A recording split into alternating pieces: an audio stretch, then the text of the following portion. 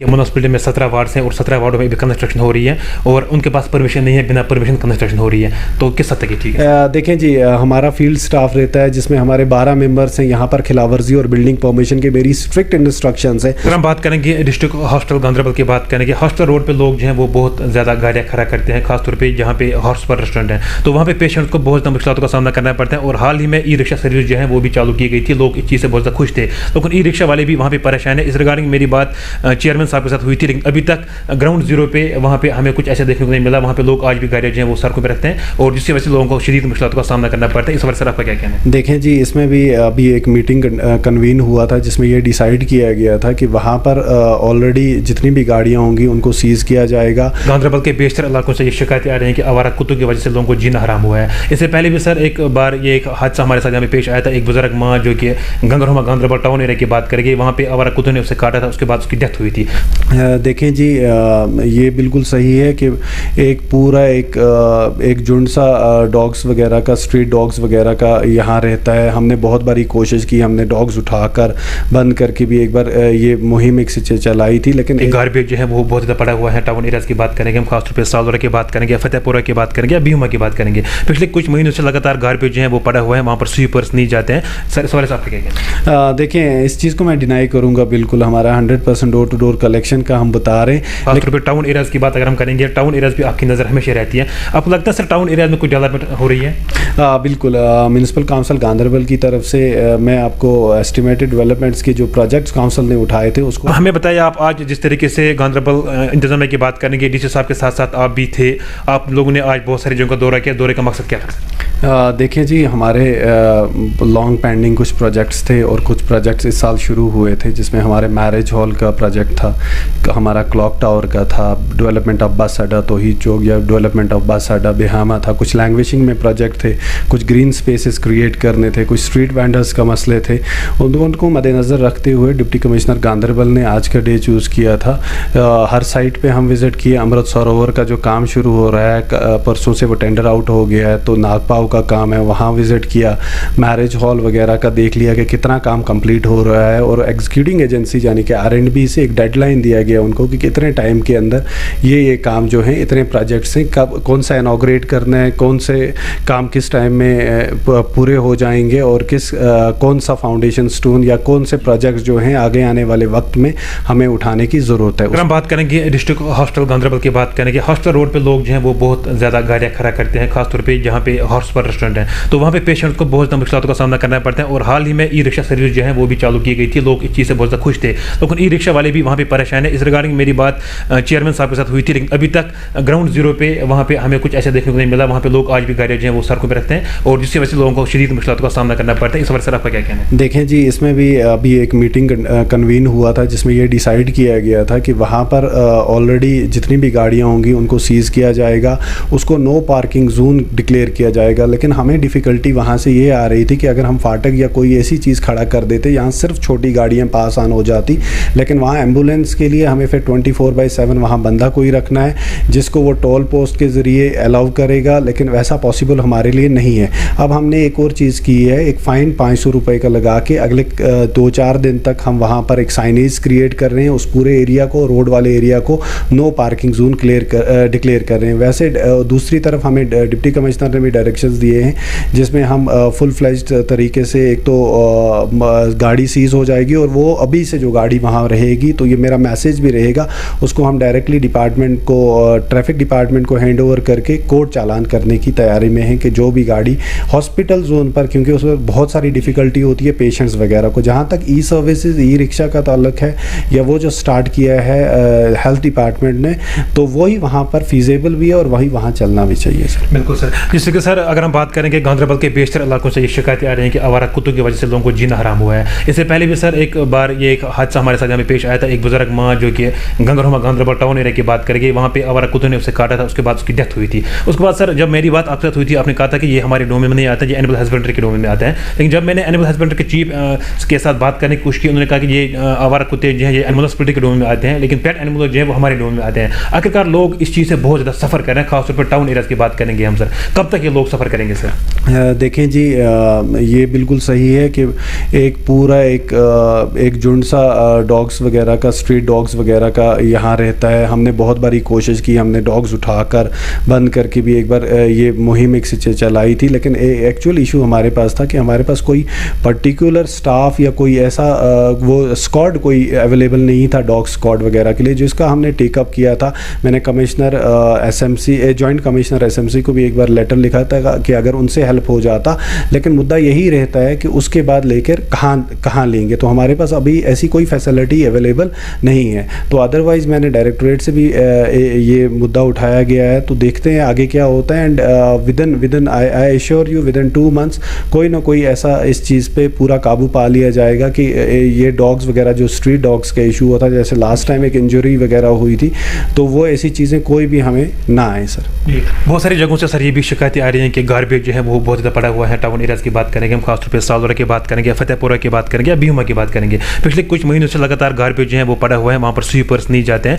Sir सवाल साहब क्या कहना? देखें, इस चीज़ को मैं डिनाई करूँगा बिल्कुल। हमारा 100% डोर टू डोर कलेक्शन का हम बता रहे हैं, लेकिन हाँ, सालूरा में और फतेहपुरा में 2 बार ये कम्युनिकेट किया गया था। शायद आपने ही कम्युनिकेट किया था, क्योंकि वहाँ पर किसी ने गार्बेज, तो वो गाड़ी हमने सीज़ करी थी। कंगन से गाड़ी आई थी, कंगन स्टॉप पे वो गार्बेज जमा कर रहे थे। जब हमारे लोगों ने देखा था तो वो गाड़ी मूव हो गई थी, वहाँ पर वो नंबर नोट नहीं कर पाया था उस टाइम में, और उसने गार्बेज जो वहाँ डंप किया था वो उसी टाइम लिफ्ट कर लिया गया। हम आपकी बात से सहमत रखता हूँ। वहाँ पे लोग सर ये भी शिकायत कर रहे हैं कि वहाँ पे डेली स्वीपर जो है वो नहीं आते। देखें, हमें कमी थी स्वीपर्स की। हमारे 3-4 स्वीपर्स रिटायर हो गए थे, और उसके बाद जो हमारे दूसरे वाले स्वीपर्स थे तो वो पूरा 17 वार्ड्स को पूरी तरीके से नहीं देख रहे थे। तो उसको मद्देनज़र रखते हुए मैंने 8 और लोगों को आउटसोर्स करा हुआ है जो अभी डिप्लॉयड हैं। तो मैं एक बार फिर सैनिटरी इंस्पेक्टर से देख कर, क्योंकि हमारा सैनिटेशन का रहता है, हमारा टैक्स का रहता है, डेवलपमेंट भी हमारा ही रहता है, ट्रैफिक मैनेजमेंट का भी रहता है। तो हाँ, बिल्कुल एक मेन इशू जो हमारा है सैनिटेशन का जो रहेगा, तो इसको पूरा किया जाएगा, क्योंकि हम क्लेम कर रहे हैं 100% डोर टू डोर कलेक्शन।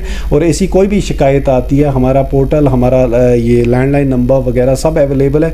कभी भी होगा हम फ़ौरन जाकर उस चीज़ को रेक्टिफाई या उस चीज़ को उठाने की कोशिश करते हैं वहाँ से। खासतौर पर सर माशाल्लाह आपको अभी बहुत टाइम आपको भी हुआ गांधरबल में, काफ़ी सारा अरसा गांधरबल में आपको हुआ। खासतौर पर टाउन एरियाज़ की बात अगर हम करेंगे, टाउन एरियाज़ भी आपकी नज़र हमेशा रहती है। आपको लगता है सर टाउन एरियाज़ में कोई डेवलपमेंट हो रही है? बिल्कुल।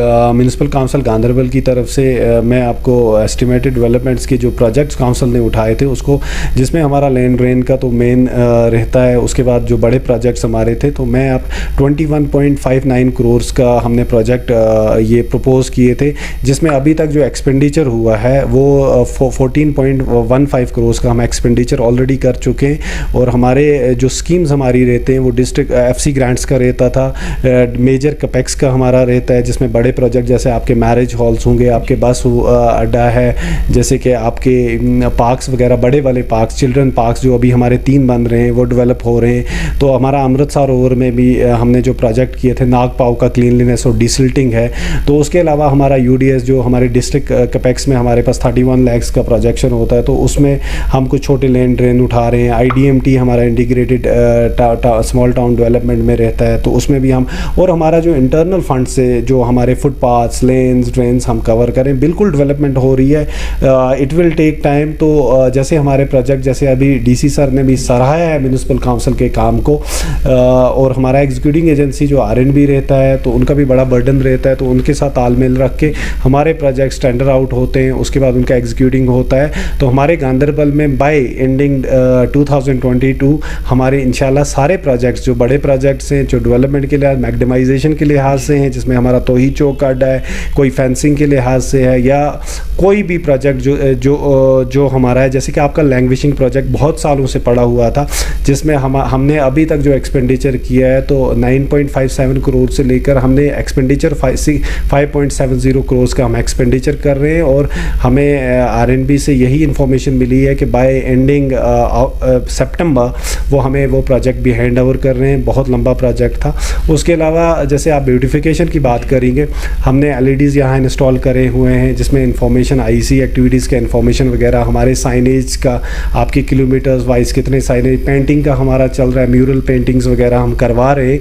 ये सब चीज़ें मुकम्मल हो जाएंगी। उसके अलावा हमारे सैनिटेशन में डस्टबिन का इंस्टॉलेशन, ये गाड़ियों का फ्लीट वगैरह जितना भी होगा, तो I am highly thankful to our directorate of urban local bodies Kashmir for providing us each and everything. जो भी हमने डिमांड किया, जब भी हमने डिमांड किया, और जिस तरीके से जब भी कोई लेटर लिखा गया, एंड माथुरा मासूम मैम ने हमेशा हमें रेस्पॉन्ड किया और उसको projected cost, proposed cost, approvals, authorisation सब चीज़ों की दी गई। And I am highly also thankful to deputy commissioner के उन्होंने फील्ड विजिट करके हमारे काम्स को बहुत सीरियस नोट पर लेके सब एग्जीक्यूटिंग एजेंसीज के साथ बात करके हमारे काम आगे चल रहे हैं। अगर हम म्यूनसिपलिटी एरियाज़ की, टाउन एरियाज़ की जो सड़कों की हालत है बहुत खस्ता हाल है, आप भी एक अच्छे अहदे पे हो, आप executive officer municipal council Ganderbal, क्या आपने इस रिगार्डिंग आला हुकाम से इस रिगार्डिंग बात की?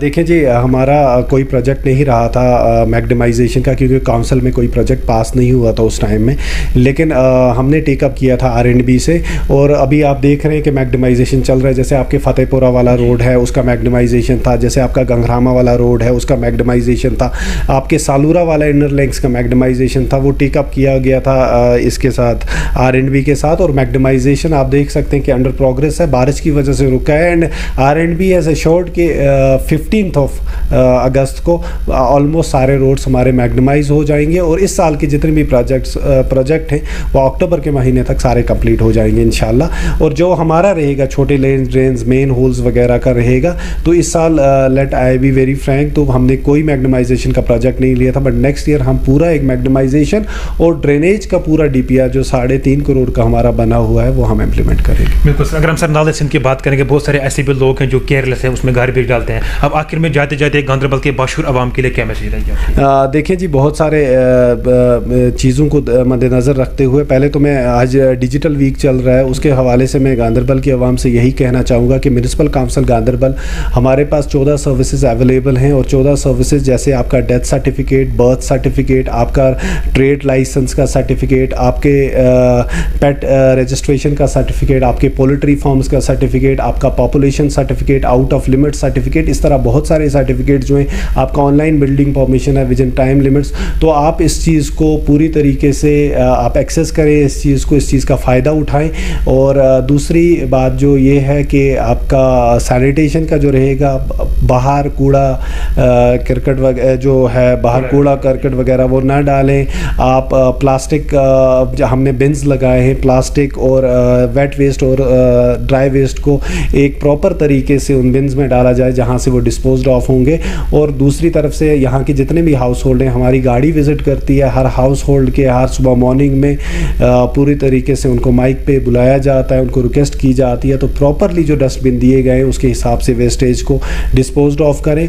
बाकी रही प्रोजेक्ट्स की बात, डेवलपमेंट लैंड ड्रेन की जो नीड्स होंगी, प्रोटेक्शन वॉल्स वगैरह की होगी, वो हमने टेकअप भी किए। जिस भी हाउस होल्ड का या जिस भी मोहल्ले का कोई भी इशू है वो डायरेक्टली हमारे पास आ सकते हैं। हम पूरी कोशिश करेंगे कि उनके जो जायज़ मामलात होंगे उनको रिजॉल्व करने की। बहुत सारे लोगों का सर ये भी कहना है कि म्यूनसिपलिटी में 17 वार्ड्स हैं और 17 वार्डों में भी कंस्ट्रक्शन हो रही है और उनके पास परमिशन नहीं है, बिना परमिशन कंस्ट्रक्शन हो रही है, तो किस हद तक ठीक है? देखें जी, हमारा फील्ड स्टाफ रहता है जिसमें हमारे 12 मेंबर्स हैं। यहाँ पर खिलावर्जी और बिल्डिंग परमिशन के मेरी स्ट्रिक्ट इंस्ट्रक्शंस हैं, हमारे डायरेक्टोरेट से भी मैंने भी यहाँ स्ट्रिक्ट इंस्ट्रक्शन दिए हैं। तो कोई भी इलीगल कंस्ट्रक्शन किसी भी तरीके से वो जायज़ नहीं ठहराई जाएगी, और इलीगल कंस्ट्रक्शन किसी जगह या अनऑथोराइज्ड कंस्ट्रक्शन होगा उसका अल्टीमेट एंड डिमोलिशन होता है। लेकिन उसके अलावा जैसे कि आप बता रहे हैं कि इलीगल कंस्ट्रक्शन चल रहे हैं, हमारे लोग हर 7 दिन के बाद मेरे पास एक सर्टिफिकेट देखते हैं wherein they certified that there is no illegal construction going on,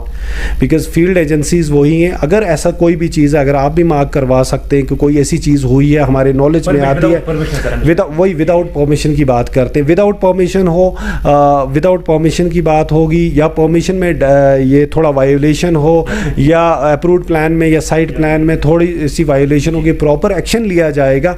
जैसे कि आप जानते हैं कि लास्ट टाइम आप ही ने मुझे एक प्रोजेक्ट करके दिया था, एक बंदा आया था, तो उसकी एवज में हमने अपने एक बंदे को जो हमारा एम्प्लॉय था जिसने हमें डिसीव किया था, उसको 3 महीने तक हमने सस्पेंशन में रखा था, और उससे वो फ़ी रिकवर करके उस बंदे को दे दी गई। जी, बहुत बहुत शुक्रिया सर अपने कीमती टाइम देने के लिए।